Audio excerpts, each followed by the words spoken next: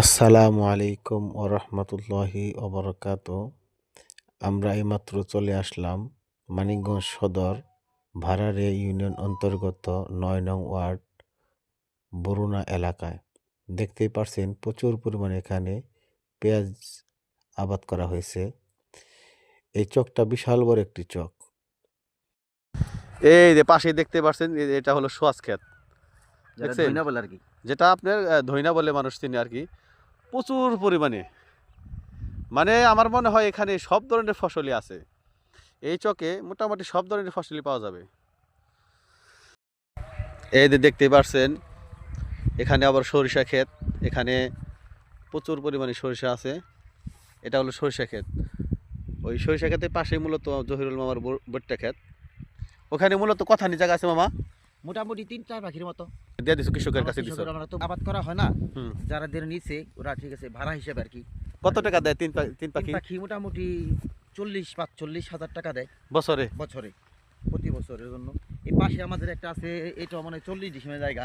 হ্যাঁ। আমরা আসলে জমি ওরকম চিনি না, যেগুলা কাছে কাছে আছে ওগুলা আর কি চিনি, আর প্রায়গুলা সব আব্বা চিনি। মামা তোমাদের জমি কোনটা? এটা প্রায় ৩-৪ পাখি জায়গা। হ্যাঁ। আমরা জমি এখন আবাদ করি না, আমরা ব্যবসা বাণিজ্যে ব্যস্ত থাকি, এই জন্য এই জমি আবাদ করতে না। কিন্তু জমির সাথে একটা মায়া, জমির সাথে একটা ভালোবাসা, বন্ধন, এটা আসলে বোঝার বাইরে। আসলে গ্রামে আসলে বোঝা যায় আসলে। কারণ কি এই জন্য বোঝা যায়, ঠিক আছে? কারণ এখানে যে সব কৃষক ভাইরা ফলন ঘরে তোলে, তাদের ইনকামটা 100% হালাল। ব্যবসা বাণিজ্য চাকরি বাকরি করতে গেলে অনেক সময় অনেক মিথ্যা কথা বলতে হয়, খামাখা মিথ্যা হয়ে যায়, কেউ বলবে না তারপরও হয়ে যাবে, ঠিক আছে? কিন্তু এই কৃষি কাজ করলে 100% হালাল, এখানে হারামের কোনো ব্যবস্থাই নাই। কিভাবে করবে? কারণ কৃষকের মাথার গাম পায়ে ফেলে জমিতে পড়ে, সেই ফসল বিক্রি করে কৃষকের পেট নিবারণের ক্ষুধা নিবারণ জ্বালা মিঠা। তারপরে তো কৃষক আসলে মূলত ন্যায্য মূল্য পাচ্ছে না, এ ব্যাপারে কিছু বলবা নাকি তুমি? সামনে ইনশাল্লাহ ভালো কিছু আশা করি, ইসলামী দল যদি সরকার গঠন করতে পারে তাহলে অবশ্যই ভালো কিছু আশা করা যাবে। এই সংসদীয় আসনে যারাই দায়িত্ব পাবেন এই আসনে, তাদেরকে বলবো তারা যাতে আমাদের কৃষকের উদ্দেশ্যে ভালো কিছু করে ইনশাল্লাহ। আমার জানা মতে মানিকগঞ্জ জেলার ভিতরে যদি বৃহত্তম কোনো চক থাকে, সেটা ভাড়ার ইউনিয়ন এবং কি মানিকগঞ্জ সদরে বাদশালার বিল এবং কি বরুণার চক।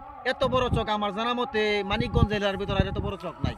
কারণ এত বড় চক, এখানে হাজার হাজার পাখি, শত শত পাখি, এখানে পেঁয়াজের আবাদ হয়, ভুট্টার আবাদ হয়। আপনি বিশ্বাস না করলে আপনাকে এসে এখানে দেখতে হবে, কারণ মুখের কথা অনেক সময় বিশ্বাস হয় না। হাজার হাজার পাখি পেঁয়াজ, হাজার হাজার পাখি।